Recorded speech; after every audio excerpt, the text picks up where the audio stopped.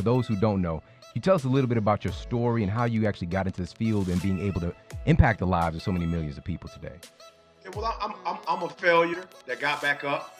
I was born with a silver spoon in my mouth. Mom got pregnant when she was 17 years old. Grandma kicked her out. Wow. Not because she was mad at her, but grandma had 14 kids. In a 2-bedroom house. With 1 or 2 bathrooms. So grandma couldn't afford to feed another mouth. So people say started from the bottom. Now we here. My bottom started before my bottom started. My bottom started with my mom. But mom's was strong. She ended up getting a job, moving to Detroit and working for Ford Motor Company, microfilm. And mom got married. And I don't know, man, it just didn't work for me. That was, my mom's husband. But when I was younger, I just wasn't really feeling, him as my father. I was young, dumb, didn't know what I know now. And so I ended up leaving home probably about 14, back and forth. And at 16, I left for good, dropped out of high school, lived in abandoned buildings, ate out of trash cans. And then I started going to church when I was about 17 with one of my homeboys, not for church. I just went with my homeboy because it was safe. I knew he was going to get a meal. It was a positive environment. So I knew I was going to be safe for those hours, that we were at the church. And pastor ended up mentoring me, helped me to get my GED, sent me to college. Took 12 years to get a 4-year degree, but I've finally been able to get that PhD. So it's not how you start, the race, but how you finish it, which is important. So I'm a failure just like everybody else, except for I failed forward. I've learned from my mistakes and I've gotten better as a result of my mistakes. And now I'm trying to teach the world that, hey, you might get knocked down, but you ain't got to stay down. You know what I'm saying? If somebody knock you down, I mean, for real, we human. I didn't ask to be born, to a young mother. I didn't ask to be born in Chicago. I didn't ask to be born African-American.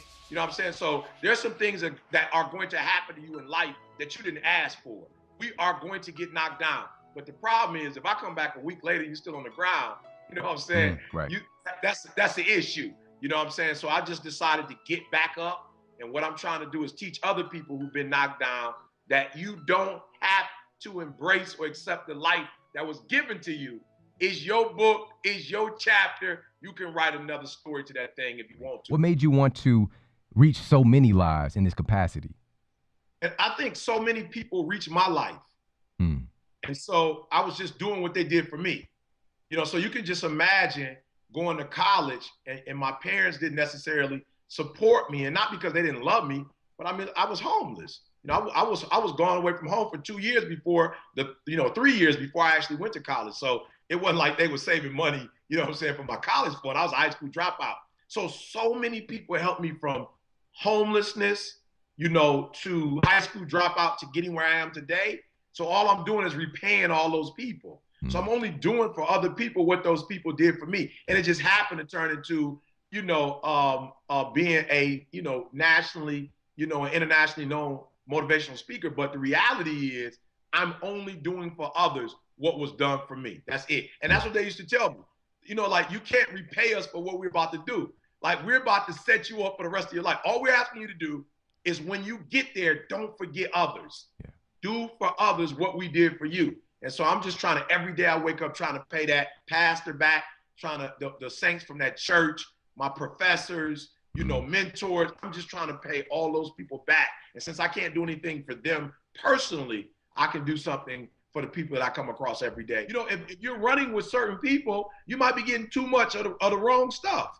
And so what you have to do is you got to know where you want to go, and you can't let the environment you're in take you somewhere where you're not trying to go. You have to be very intentional and deliberate about, I'm trying to, like, you sound like, I don't know, but you sound like you're trying to live for a long time. Like, you sound like you ain't trying to be up out of here tomorrow. Like, and it sounds like you got a plan, and you doing some things every single day. There's things that you're putting in your body. I'm sure you're exercising. There's some things that you are doing to prepare yourself. So I'm just saying, like, if you know where you want to go and you're around people that ain't going to help you to get there, that's not rocket science. Right.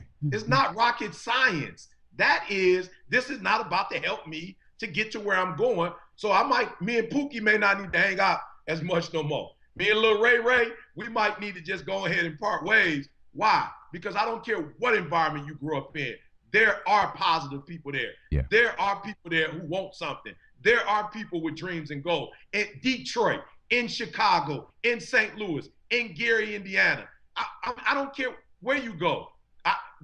There are people there who want something. And I guess I would say what you need to do, your job, is to get from around the people who just automatically were in your life because they grew up on the same block, because they were your next door neighbors, because they went to the school you went to, and go find it. So if you were born in a Walmart or born near a Target and they don't have it, get your butt from around that neighborhood, get on the bus and go where they got the stuff. If you got to catch a bus and go to the other side of town, do whatever you have to do, but get what you need to create the environment that you want. Yeah. E.T., talk about the decision that happens to get around something else, to connect to something else, because Pookie could be familiar and Walmart can be familiar and even convenient.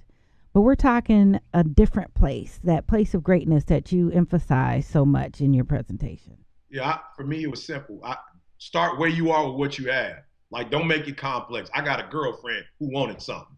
Like, that ain't even complex. That's where I started this whole thing. My girlfriend wanted something. And she a registered nurse today, been in the game for a long time, got her master's degree. I just started hanging with people who wanted something. So first, my girlfriend wanted something. My best friend helped me to get from the streets to the church. My best friend and I ain't even best friends no more. Why? Because I even grew up. You know what I'm saying? Yeah. So I my man, but he helped me to get to a certain place. But then after a while, I knew, okay, where me and him, like, we both got to this place. Now I'm trying to get to another place, and he ain't trying to get to another place. He's satisfied with this place, And then I would say through reading, like when you read, man, I went to Bermuda before I went to Bermuda.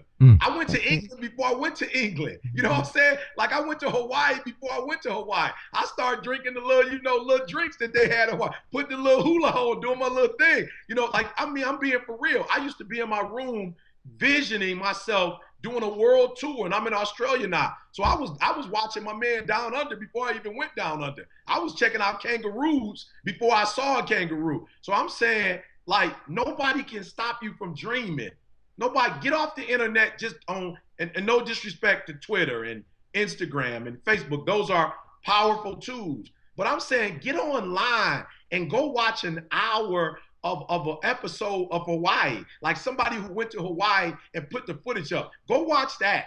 Go read about the Eiffel Tower. Read about it. Put pictures of the Eiffel Tower all in your room and say, one day I'm going to go there. So for me, I think the people around you, my girlfriend, my best friend, some of the people who were in church. Then when I went to college, there's a whole set of people that I started running with. So I'm saying, start where you are with what you have. For what you have in your environment is plenty enough to get you out of that environment. The truth is, people stop taking the steps. Like, I didn't put stuff up on my wall just to put it on my wall. You know what I'm saying? Like, I didn't put it on my wall to get excited about my wall. That's not why I put it on the wall. I put it on the wall because that's one of the many steps that is required before I can make the big step. Yeah. So let's just say I walk from my living room, to my bedroom. That might be 20 steps. So I can't get there until I do all 20 steps. So people have to understand, like, you can't put something on the wall and think that's every step. That's not every step. Like when I go on the internet and watch it on the internet, that's just another step. When I read it in a book, that's just another step. So you can't stop taking the steps because you put it on the wall and that got you excited. Like, you cannot let yourself get excited about putting it on the wall. And I'm gonna be real, this is one of the problems I have with most humans. The excitement or the thrill you're supposed to get from doing it, they get from talking it. Ooh. So when they start talking about a thing, like, they get excited about it. Like, you're not supposed to be getting excited about talking about it. You're not supposed to get excited because you put it on your wall and you shared it with somebody. That's excitement is to be reserved when you're physically in that moment and you say, I made it, I did it. So to me, I'm saying, stop putting the focus on Eric Thomas. Eric Thomas doing what he's supposed to do. You're not doing what you're supposed to do. You are stopping at step 18. Or step 20. Don't stop at the steps. Keep going. My coach used to say, don't run to it, run through it, right? Don't run to the ribbon, run through the ribbon. So I'm saying to everybody, yes, visualizing is important. The attraction is important, but you have to see every step through, and you cannot throw a party until you have completed every single step. Don't celebrate in the middle of the steps. You have to celebrate all the way through. And real quick, this is what I do. Like, so if I'm running and I say I'm gonna run 4 miles and I stop at 3, then I tack another one on. Because if you're gonna get rest, what you get rest for? You don't need rest to do 4, so you quit. So now you need to, so I'm saying to folk, if you stop and celebrate midway, then you need to add something to that thing so that when you finally get that thing, you can get the celebration that you deserve from the work that you put in. Yeah. What can you speak to about consistency and helping people to maybe flower and to develop more of that in their lives? Yeah, I think knowledge is power. You know, and when you talk about investment, you have people who are just excited about investing because they're new to the game. They never heard of it. So they just think investing is going, you know, they don't know what you just said, that thing about timing. So then you have to talk to somebody who's knowledgeable in that area, right? Yeah. So I think a lot of people start off excited, pumped up about, you know, changing their lives without really knowing the steps that are required to change one's life. So it's kind of like, you know, again, you're making all this money, athletes who make all this money with no knowledge of the money. So it would be good if somebody could teach them the game, but also teach them the game within the game, right? That would be critical. So you got all these great, wonderful singers who made millions who were broke, you know, and so it's because they don't have the knowledge. And I think so many of us, we start off of motivation, and motivation is a great tool. It's something that you need to do daily, but only empowerment can bring about transformation. You can't bring transformation about with ignorance. My people perish because of a lack of knowledge. So you have to be informed. So what time do I need to go to sleep if I'm going to be able to do this thing consistently? Who do I need to bring in my life? What books do I need to read? People ask me all the time, E.T., what book you read? I'll say, for what? Why you want to know what book I'm reading? Like, how's that going to benefit you? Like, I'm a husband. I'm a father. I'm a pastor. I'm a leader of a company. Why would you want to read what I'm reading? Are you those things? You know what I'm saying? So don't ask me what book I'm reading. You need to ask me, what book should I read for this particular thing that I'm trying to accomplish, right? So then the second thing is, for real, man, I think it's a character issue. Like, you can't be consistent if you don't deal with who you really are. Yes. Ooh. And so E.T. can't be consistent if E.T. don't want to deal with the fact that I'm a procrastinator. So I got to be real with myself and say, yo, E, you're a procrastinator. Like, you always wait till the last minute to do everything. So you're never going to be able to be consistent until you deal with, one, honesty. Hi, I'm Eric Thomas, and I'm a procrastinator, right? So then let's deal with, why do you procrastinate? What happened in your life that makes you procrastinate? Okay, I get it. I don't understand that there are certain things in life, and again, shameless plug. I hate to do this, but in my book, Greatness is Upon You, I have a quad, and it really says that there are certain things that are not important. And I used to find myself a lot of times doing stuff that wasn't important, but I had an affirmation issue because my father wasn't in my life. I wanted to be affirmed by people. So I would do things that I probably shouldn't do, but I just want to make them happy because I wanted them to like me. And a part of blowing up is people not going to always like you. So I had to deal with that affirmation thing. Then there were some things that's important. But then there are things that are very important. Yeah. And then there's some things that are emergencies. And so I'm able to be consistent because now I prioritize. Like, yo, there are things that are not important, Eric, that don't do those. The working out, I got to do that every day. Like, that's like emergency, because if I don't take care of my health, I could die. So my wife saying the house need to be clean, that's very important. I got to get that done. Because if I don't get that done and she come home, she's going to be able to change the dynamics of the environment and the mood in the house. So I've learned that, you got to know yourself. You got to learn yourself. You got to learn your environment, because you can't be consistent if you're not real. And by writing all this, my deficiencies down, and then addressing those deficiencies, and then understanding that, yo, man, if I could be consistent, like, I would murder 85 to 90% of the world's population. So the last one is, what if you really knew the benefits of not putting stuff off? If you could see the zeros change, the commas change in your life. Like, I'm making way more money since I finished the PhD. I'm making way more money with the masters, with the 4 years. I'm making way more money than I finished a couple books. I'm making way more money than I'm talking in the NFL, doing commercials for NBA. I'm making way more money. So I don't procrastinate anymore, because I can see a direct correlation between my annual income and procrastination.